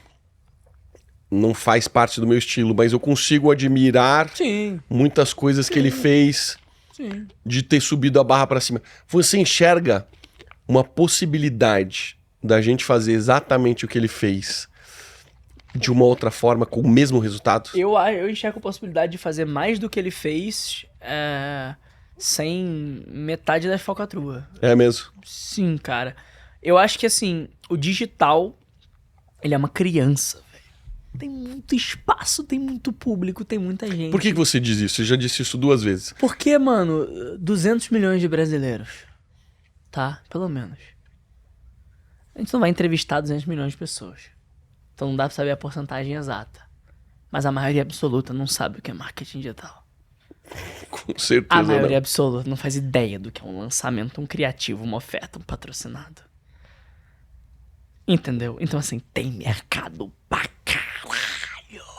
Tem muito mercado ainda pra ser desbravado. Tem muita gente nova pra chegar. Tem muito jeito novo. E como o digital é uma criança, toda criança no primeiro setênio, né, digamos assim, porque eu acho que o digital ele tá no primeiro setênio, não tem 7 anos de mercado do jeito que é hoje. Talvez tenha 7 anos de vendas pela internet, mas de mercado digital, de infoprodutos com expert, esse formato deve ter talvez 10 anos, 12 anos. É, Né? que eu acho que pegou muita força ali com o Érico. Né? Antes do Érico era mato, entendeu? Então, assim, tipo, é criança ainda. É um bebê, cara. É. E como é um bebê, bebês podem ser moldados. A gente pode mudar o mercado. Ele tem espaço Assim como tem sido mudado com uma tempo certa todo. frequência, né? O tempo Então inteiro. tem coisa nova pra aparecer o tempo todo. As regras do jogo ainda não estão definidas. E os líderes mudam muito rápido, Mudam né? muito rápido. Tipo Betina, cara. Ninguém sabia quem era Do Betina até nada, ela explodir na olha, meu nome é Empíricos. Betina, tem 1 milhão de... Bum! E hoje a Betina é aquela monstruosa, né? Então, assim, tem muito espaço pra mudar muita coisa. E um pouco do que eu defendo é a gente trazer um mercado digital mais orientado a propósito. Eu acho que, assim, a minha grande crítica a toda essa forma de fazer marketing é que ela é uma forma que não leva em consideração virtudes que pra mim são inegociáveis. Só que tem público pra caramba pra fazer aquilo, tem muita gente precisando de sentido na vida, tem muita gente querendo engajar em movimento, porque movimento é um estado natural do ser humano. O ser humano, ele precisa pertencer à comunidade pra sobreviver, cara. Isso é uma coisa antropológica. Não é coisa que o digital criou. O digital, o digital, a gente usa desse artifício, né? Por isso que muitas pessoas perdem sua essência, porque eu quero fazer parte Ele de quer algum fazer grupo. parte, é antropológico, é coisa que você não tem controle, acontece, é um fenômeno sociológico natural do ser humano. Então eu acho que tem muito espaço pra líderes de movimento com boa intenção, com boas virtudes pra criar coisas gigantes. Quer um exemplo? O Ítalo Marcilli, mano. O Marcilli é um cara que tem um tamanho parecido com o do Pablo, talvez institucionalmente até maior do que o Pablo, porque agora ele tem uma faculdade, Verdade. né? Tem faculdade, comprou prédio, tá fundando institutos, recebendo investimento externo. Então tá virando uma faculdade que vai competir com Cogna, meu irmão. Exato. Que é o que ele quer. Competir com o Estácio, com a Anguera, que veio do lançamento, do marketing digital. Com virtudes muito mais maneiras, na minha visão. E com uma abordagem bem mais virtuosa, com uma abordagem bem mais coerente, sem precisar, claro, criando narrativas agressivas e promessas e inimigo comum, isso faz parte do jogo. O que pra mim não precisa é da mentira, é do papo meio torto de falar uma coisa e depois falar outra, é da trave de cancelamento a qualquer custo. Eu acho que com uma causa forte, um bom inimigo comum, uma liderança carismática e um propósito verdadeiro para essas pessoas, dá para fazer centenas e centenas e centenas de milhões e arrastar multidões sem precisar se candidatar a político ou, tipo, criar temas que são temas que muitas vezes só são discutidos por causa da baixa intelectualidade do brasileiro. Então, no geral, tem muito mais espaço para fazer coisas muito maiores do que as que o Marçal fez sem metade das falcatruas. Acho que assim, foi o caminho que ele seguiu. O resultado, economicamente, em termos de projeção, é admirável. Na minha visão, a forma que isso foi construída não é a forma que eu faria, porque eu não acredito nesse tipo de coisa, eu tenho uma visão diferente, eu acho que nem tudo vale a minha paz de espírito e nem tudo vale eu deitar na minha caminha tranquilo e com o coração leve de que eu fiz o meu melhor e fiz algo que era bom de verdade, mas os mecanismos são os mesmos e estão nesse livro, que é uma grande causa, um inimigo em comum, um líder carismático e as ferramentas que uma religião usa, né? A segunda parte do livro, ela para de falar de política e fala de religião. Que é, eu peguei a estrutura teológica de uma religião e adaptei ela para a criação de comunidade. Então, toda religião, ela tem 3 coisas, 3 eixos que formam uma religião. Para uma religião existir, ela tem que ocupar 3 grandes espaços da mente humana. O território mental, o território comportamental e o território moral. Perfeito? O território mental, ele é criado por histórias, por narrativas. E quando a gente olha para a Bíblia, por exemplo, a gente tem 3 grandes arcos narrativos. A gente tem uma grande história de criação do movimento, que é Gênesis e o Antigo Testamento. A gente tem uma jornada do líder, né? Então, enquanto a história de criação fala quem somos nós e por que estamos aqui, a jornada do líder fala quem é o nosso líder e por que ele é autoridade para ser quem é, que é o arco de Jesus ali. Muita parte da história não foi contada, né? Tiraram todas as histórias dos 12 aos 30 anos, mas, enfim, tem aquela lógica estrutural que nos faz acreditar em Cristo como, de fato, o Messias e tem uma série de argumentos da causa, que são parábolas, provérbios e outras pequenas histórias narrativas que servem para justificar valores. Aí a gente tem, então, isso que é mito, que é a mitologia, que são as narrativas. Além disso, a gente tem rito, que são rituais, passar a cinza, e a missa, que é um culto, né? Rezar o terço, orar antes de comer, entrar no gelo todo dia de manhã, caminhar na praia todo dia, o banho, não sei o que, rituais que são o quê? Que são ferramentas comportamentais que o líder faz e a comunidade reproduz como lifestyle. A gente tem símbolos, a cruz, a gente tem a reza, a gente tem o terço, a gente tem o peixe, a gente tem a bata, toda simbólica, a arte, por aí vai, sacra, né? E a gente tem a doutrina, que são as crenças, o dialeto, que é a forma de falar. E aí, por exemplo, como é que você diferencia um católico de um protestante? O protestante vai falar, ô glória! O protestante, minha santa não sei o quê, né? O protestante, vai chegar o livramento. O católico vai dizer, a Santa Terezinha tirou do caminho, né? Então cada um tem seu dialeto e a identidade da tribo, que é o nome da comunidade, quem somos nós, idealistas, patriotas, que é mito, rito e doutrina, né? Que são as 3 alavancas que criam idolatria a uma tribo. Inclusive, tem uma pesquisa muito massa da Business Insider, cara, que colocou pessoas para verem imagens relacionadas à Apple e pessoas para verem imagens relacionadas ao cristianismo, as mesmas pessoas, e colocaram um aparelho de ressonância magnética funcional e perceberam que os fenômenos neurais são os mesmos. É mesmo? A pessoa vê Jesus em um iPhone, a idolatria é a mesma. São as mesmas reações no cérebro. Que louco. Que são criadas por esses elementos. Grande ideal, líder, inimigo, comunidade, mito, rito e doutrina. Que são os pilares de criação de um movimento, né? Cara, você sabe, eu trabalhei no Nubank, fui sócio do Nubank, e lá a gente tinha um inimigo comum muito claro. Que era os bancões. Você entra na nossa maior sala de reunião, que é o Day One, tem pichado na parede os bancões meio que caindo, eles todos velhos, gordos, de óculos, fundo de garrafa e tal. Então, isso foi muito claro. Foi muito assertivo ter encontrado esse inimigo comum, assim, porque, de fato, o Nubank criou um movimento muito impressionante.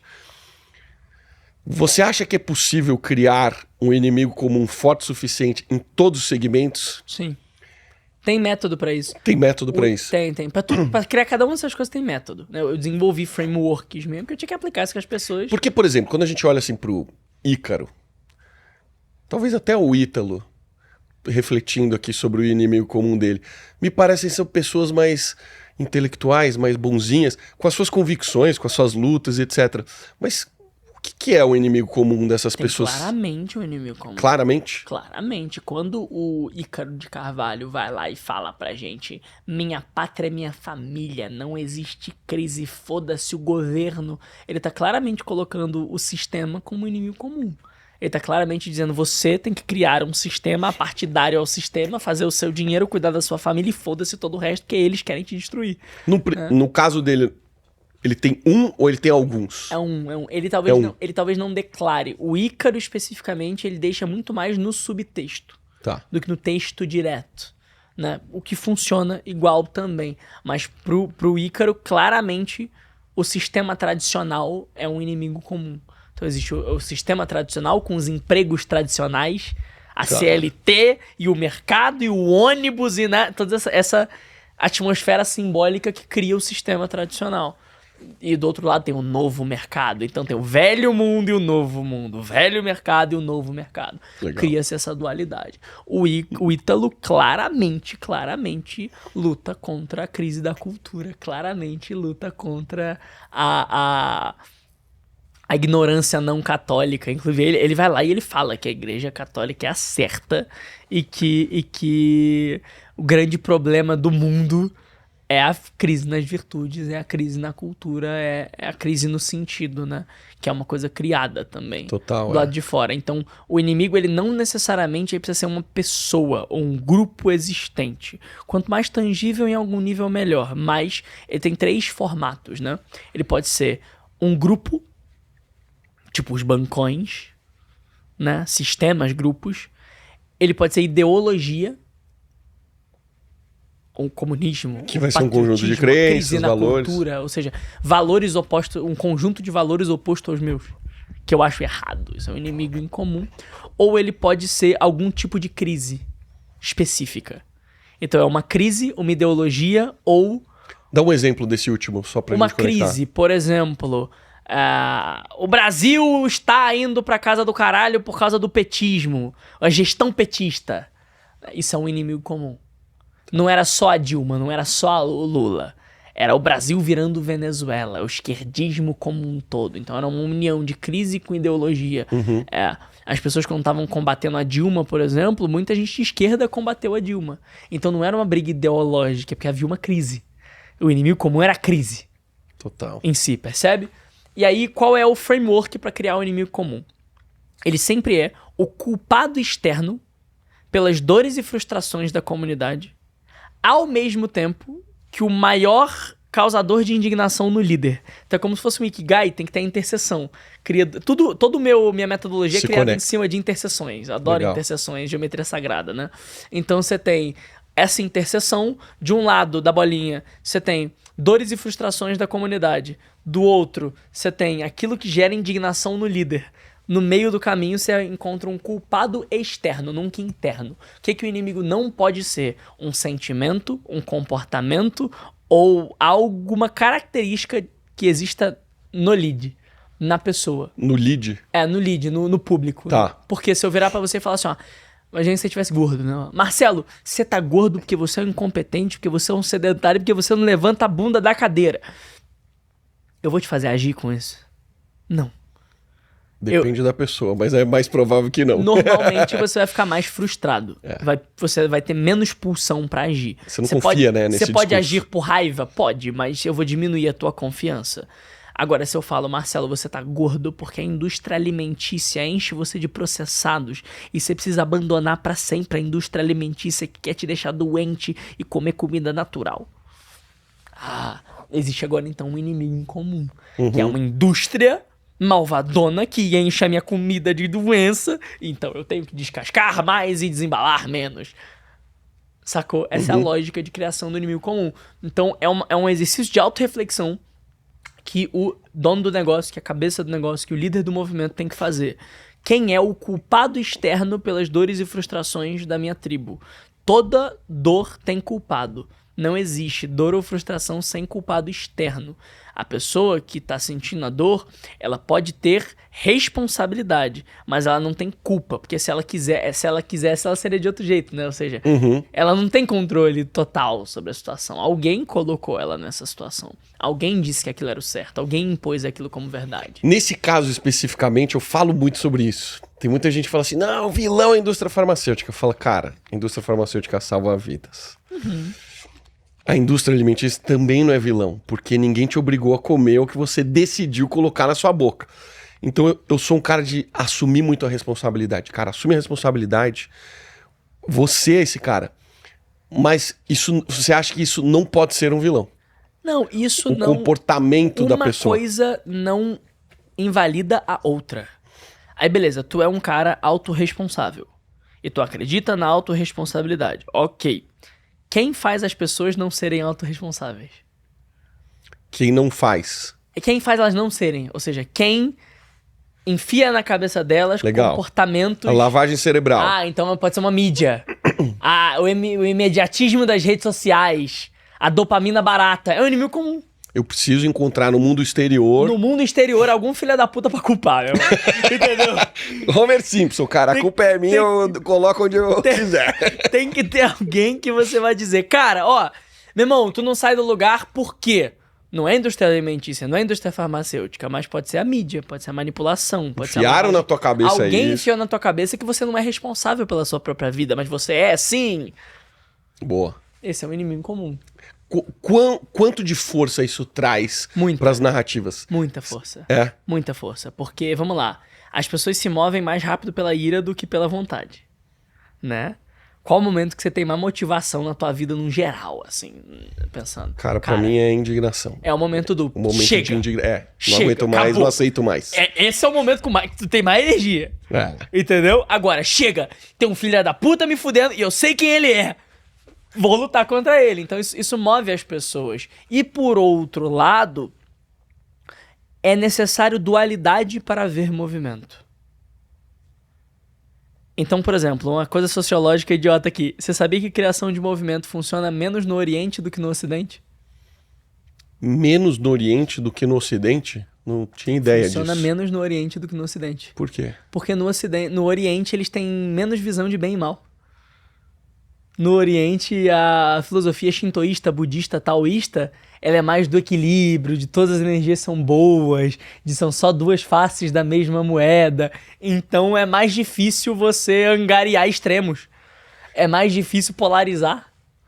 Interessante isso. E possivelmente deve funcionar melhor no Brasil. Funciona melhor no Ocidente como um todo. No Ocidente formado católico e formado como foi formado, com uma noção clara de anjos e demônios, de Deus e o diabo, do certo e do errado, do pecado e o mandamento, tende a funcionar melhor. Não que não funcione no Oriente, funciona porque é o comportamento humano. Mas no Oriente é muito mais a sensação de comunidade e de engajamento em cima de uma causa maior do que na dualidade de uma causa com o inimigo, entendeu? Então o inimigo em comum funciona menos do lado de lá. Mas é necessário ter a dualidade, assim. É menos forte quando não tem dualidade. Que é, nós somos uma tribo, nós acreditamos em um conjunto específico de valores e nós temos um propósito específico seguidos por um líder, né?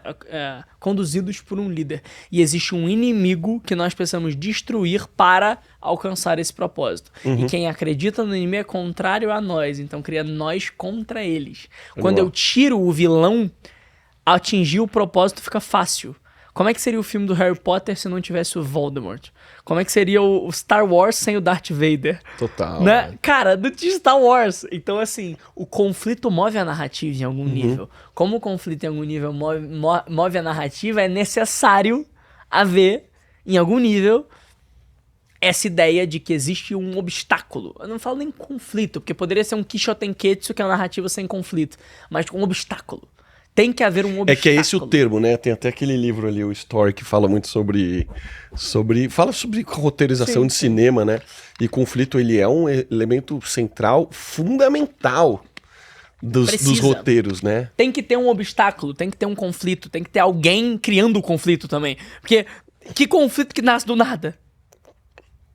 Não existe um conflito que nasce do nada. Então por isso que eu preciso do inimigo. Porque tem que ter alguém que iniciou esse conflito. Total. Como esse conflito começou? Quem nós precisamos reprimir, vencer ou superar? Você traz um método que, de certa forma, é uma forma de pensar, porque você precisa refletir sobre as narrativas que cabem dentro daquela estrutura, que me parece ser natural. É natural, você simplesmente está dando transparência para algo que é natural. Sim. Você já tem o inimigo comum, você já tem toda essa parada, né? Só que as pessoas não estão acostumadas a perceber esses elementos. O que eu fiz foi estruturar playbookizadamente uma coisa que é um fenômeno sociológico. Eu não inventei movimento. Movimento é um negócio que existe. Porra, quando os neandertais começaram a se organizar em comunidades e tinha um líder em volta da fogueira que fumava um cachimbo e discursava histórias que criavam valor, pronto. Entendeu? Os indígenas criaram essa porra. Não fui eu. Entendeu? Então, assim, isso é uma coisa que é da formação antropológica do ser humano, ponto. O que eu fiz foi sistematizar isso de uma forma que seja adaptável dentro de uma estratégia de campanha. Dentro de uma agenda de campanha. É a única coisa. Percebe? Olhei pra política, olhei pra religião, olhei pro marketing. Peraí. Agora, precisa ter um elemento criativo aqui dentro, né? Porque eu vejo que a gente tem um aprimoramento cada vez mais do storytelling, né? De contar as histórias, dessas narrativas, né? A criatividade, se considera que a criatividade é um elemento importante, ele que é o que sobe a barra continuadamente no desenvolvimento do marketing digital que a gente estava falando? Eu sou Murilo Ganzista nesse caso. Eu acho que a criatividade ela é um estado natural do ser humano. Que não existe ser humano não criativo. Existe ser humano distraído ou ser humano sem repertório intelectual. Isso, ele fala muito de repertório, né? Porque criatividade nada mais é do que input, mistura, output. Total. Ponto. Ele fala de combinatividade. Criatividade é assim, ó. Pega dois inputs que aparentemente não tem nada a ver um com o outro. Transa os dois e cria alguma interseção. Criei uma coisa nova. Isso é criatividade. É combinar ideias aparentemente desconectadas. Eu lembro que ele foi pegar um voo e aí ele me compra daquelas revistas de fofoca. E eu falo, cara, que porra de revista é essa que você tá comprando, cara? Meu irmão, repertório. Eu preciso de repertório. Repertório? É ver muito filme, ler muito livro, observar muito movimento, ver gente, teatro, aquela coisa que você estava falando lá no começo, de observar gente, como é que esse cara pensa, como é que esse cara age. Tem um exercício legal de fazer, que eu gosto de fazer, que é o estereótipo humano, que é eu sento num café, num boteco, olho as pessoas e tento descrever a vida delas na minha cabeça, com base em porra nenhuma e voz da minha cabeça. Tipo, eu olho pra você, ele chama Júlio, ele é um advogado e ele acabou de terminar com a mulher e por isso que ele tá... Foda-se, é a ideia de inventar uma história em cima de uma coisa que eu tô observando no mundo. Que da hora isso. Sem julgamento. E as pessoas, elas são criativas e elas perdem a criatividade quando elas julgam as próprias ideias. Porque a gente tem ideia, só que a gente reprime nossas ideias e a gente não tem repertório intelectual. Então, basicamente, criatividade é muito importante. Só que o ser humano, ele é a imagem e semelhança de Deus, portanto, ele é um fractal da criação, ele é um ser criativo, ele tem o poder divino dentro dele. Sendo assim, Eu consigo criar o que eu quiser. Foi criado esse microfone, foi criada essa poltrona, foi criada essa garrafa, foi criada essa câmera. Tudo isso foi criado por alguém que imaginou na combinação de ideias desconectadas. Então eu acho que assim, vamos substituir criatividade por repertório. Porque eu acho que assim, pra quem tá assistindo a gente aqui, fica mais um pouco mais palpável. tangível. Total. Então assim, não é, você tem que ser criativa, mas eu não sou. Meu irmão, lê livro pra caralho, vê filme pra caralho, assiste coisa que você não gosta. Você quer aprender a ficar criativo? É isso, cara. É assistir coisa que não se interessa. Hoje mesmo, eu passei... Ó, eu vim pra cá assistindo crítica do filme lá, do Ainda Estou Aqui. O brasileiro do Oscar lá. Que pelo jeito a Fernanda Torres vai ganhar a melhor atriz, talvez ganhe melhor filme internacional. Uau. Então assim, eu tava vendo, eu adoro ver crítica de filme, sou cinéfilo. E aí depois eu emendei numa série de documentários sobre a validade jurídica do AI-5. Caralho, nada a ver. Foda-se. Nada a ver. Foda-se, eu devo ter assistido umas 2 horas de um monte de doutor. E qual a sua conclusão? De um monte Só de pra saber. doutor em advocacia falando sobre tinha ou não validade jurídica, e foi uma validade jurídica meio tentada forjada pelos militares, não tinha, mas eles fizeram ter, porque fizeram a comissão, não sei o que, cara. Beleza. Isso vai me servir de quê agora? De porra nenhuma, meu. Vou vir aqui continuar minha vida, fui ali almoçar, caralho, aqui não sei, pegar um avião e tal. Mas em algum momento, eu posso pegar um gancho de uma coisa que eu vi um advogado falar, juntar com uma ideia nada a ver que eu ouvi numa mesa de bar e falar uma frase genial. Sensacional. Percebe? Então, assim, a gente tem que parar de querer botar utilidade no conhecimento. Tem que se aplicar ao que aprende, óbvio. Mas existe uma diferença entre a vida intelectual e do aprimoramento objetivo e o aprimoramento utilitário. Se eu quero melhorar a gestão da minha empresa, eu vou entrar na mentoria do Marcelo pra ele me dizer como é que eu melhoro a minha gestão. Isso é uma coisa. Eu tenho um objetivo e eu vou aprender só pra esse objetivo. Isso tem nada a ver com repertório. Isso até te dá repertório. Cognitivo e comportamental, inclusive. Mas quando eu falo adquirir repertório, é ler por ler. É ver por ver. É simplesmente ter uma cultura de consumir muita coisa diferente. Uhum. Pra que você se torne uma pessoa com a alma mais cheia de coisa, uma pessoa mais interessante, uma pessoa mais com mais recheio. Total. Percebe? Mais do que preciso aprender pra usar isso como. Não, cara, você precisa aprender pra alma ser recheada mesmo. Você precisa aprender pra tu ter substância, pra tu não ser um pastel de vento, feito de nada, que só sabe falar de um assunto. Puta cara chato esse Marcelo Toledo. Ele só sabe falar de gente e processo. Caralho, que saco conversar com um cara desse. É. Que o único assunto que o cara tem é a especialidade dele. E ele é tão especialista que ele é um porre. E vira meme, né, essas coisas. Essas pessoas que são monoconversas, e a gente já teve algumas, né? A galera que fazia crossfit só falava de crossfit. A galera que faz beach tênis só falava de beach tênis. Tanto que nasce o Jorginho, ele né, criou o Beat Venceu, o Bitcoin. Então, o cara é criativo em cima dessa porra. Ele pegou e satirizou uma porra de uma galera Faria Limer que é chata pra caralho. Que só fala da Que mesma só fala coisa. uma coisa e é um assunto, é ou bolsa de valores ou beach tênis, entendeu? Ou seja, o sujeito criativo e a personalidade criativa, ela é plural, mano. O cara, ele tem vários assuntos, ele sabe articular várias coisas, ele é um cara tesão. Sabe o que é tesão?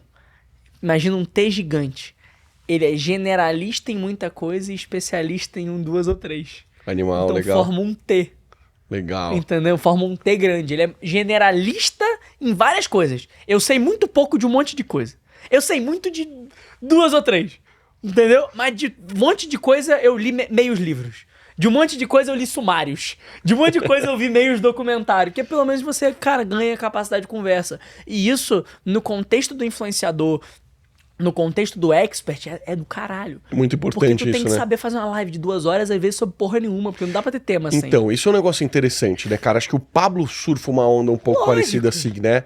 E eu sempre me questionei, falei, cara, de onde ele traz tanto repertório? Isso foi minha primeira questão. E aí eu pego e falo assim, cara, mas todas as vezes que ele entra num assunto que eu domino, ele é raso e ele às vezes erra. Aí você fala assim, cara, então ele não conhece tanto assim dos assuntos. Não. E aí Só que ele conhece muito pouco de muitos. Então, aí uma pessoa me disse assim, cara, sabe de onde ele tira muito repertório? Isso foi alguém de dentro, não lembro se foi o Marcos Paulo, alguém lá que... Ele falou assim, cara, ele tem a capacidade de pegar o que ele viveu no dia e transformar em 1 milhão de histórias. E isso parece ser uma técnica de repertório infinito. É contar a história e arrumar a moral da história pra tudo. O líder de movimento ele tem que ser bom em cagar regra em cima de qualquer merda. Então, tipo, cheguei aqui e o Uber falou comigo XPTO. E isso tem Marcelo, isso tem um ensinamento. E aí eu falo 2 horas sobre o que eu aprendi com o Uber. Foda-se. O ponto é, repertório é ter capacidade de tirar aprendizados das coisas mais triviais do dia a dia. Cotidianas. Coisa mais idiota tu consegue falar sobre. Isso pra nós que somos comunicadores é uma ferramenta divina, porque nem sempre e na maior parte do tempo você não tem que estar dando uma aula. Na maior parte do tempo você tem que estar entretendo a audiência. Então você tem que saber falar sobre outros assuntos que não só o seu. Senão eu vou num professor, eu leio um livro. Se eu quero conteúdo. É verdade, você pega aquelas lives lá do Pablo, cara, muitas vezes ele tá contando história, não tá passando muito conteúdo, né? Mas não tem que ser, o conteúdo é 10%, mano. Eu digo que é 60% opinião, 30% promessa, 10% aula. Repete, cara. 60% opinião, valor, visão de mundo e cagação de regra. O que eu acho sobre as coisas. Baseado do T de cima. Né? Interessante. 30% promessa. Tela mental de céu, tela mental de inferno. E consciência de problema, consciência de solução. E 10% parte de baixo do T. Cara, você tá explicando tecnicamente uma percepção que eu tinha, porque eu comecei a olhar, falando um pouco sobre brand, posicionamento e movimento, eu falei assim, cara, presta atenção nas pessoas que partiram de algum lugar e se tornaram bem hypadas. Eu fiquei refletindo sobre essas pessoas. Raramente eu tenho visto essas pessoas falarem sobre os assuntos que as trouxeram até aqui. Você está explicando exatamente isso. Eu falo sobre gestão e liderança. Eu comecei a perceber que as pessoas não querem só escutar sobre gestão e liderança. Por isso que eu tenho falado muito sobre o que eu acredito dentro da banheira de gelo e esses conteúdos têm viralizado. Aí você fala, mas eu continuo vendendo gestão e liderança. E vende mais. Mas É muito doido, porque tu vai lá e tu fala nada com nada dentro da banheira de gelo e o cara compra a mentoria de gestão.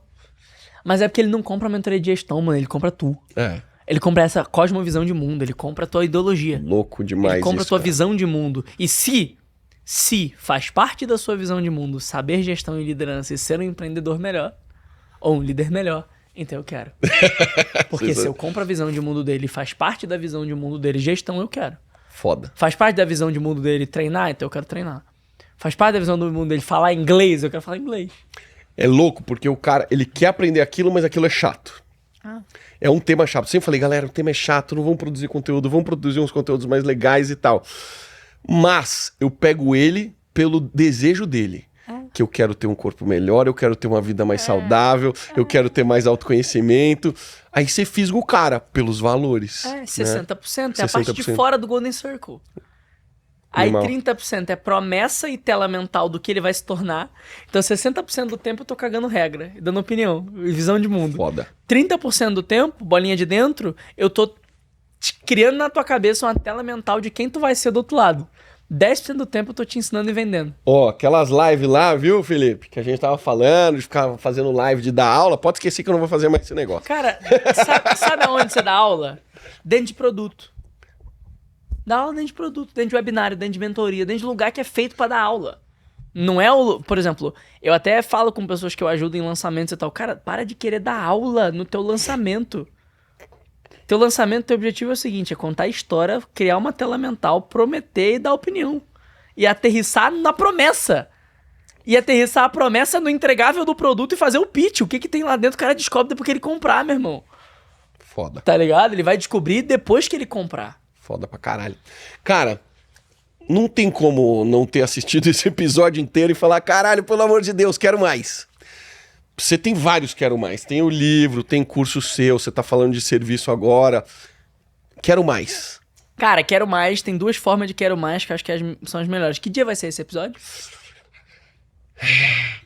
preciso olhar aqui, cara, mas eu acho que umas 5 semanas de onde a gente tá gravando. Tá. Vai ser uma terça-feira, daqui umas 5 semanas mais ou menos. O evento presencial vai ter passado já. Então, compra o livro. Começa pelo livro. Cara, compra o livro. Eu acho que assim, o livro, o legal do livro é isso também. Porque, cara, esse episódio, se tudo der certo, pô, os cortes vão viralizar, vai ter gente pra caralho, vai dar view pra caralho, o pessoal vai lá assistir, vai curtir e tal. E eu gosto do livro porque o livro é democrático, o livro não tem barreira de entrada, o livro você compra em qualquer livraria, qualquer livraria de shopping você encontra, tem na Amazon também, Kindle. Compra o livro, lê o livro, e aí depois, se você quiser aplicar isso de forma prática no teu negócio, aí você manda um direct lá pra mim, mas eu acho que o livro, ele é um caminho legal de eu conseguir agregar pras pessoas de uma forma simples, porque qualquer um anda na rua com um negócio desse na mão, né? E é um negócio, porra, custa 60, 90 reais, um negócio que é democrático pra caramba. E eu acho que vai ser uma forma legal também da galera conhecer um pouco mais da minha história, entender um pouco mais profundamente. Já chega meio preparado, né? Já chega doutrinado, como eu gosto de chamar. Boa.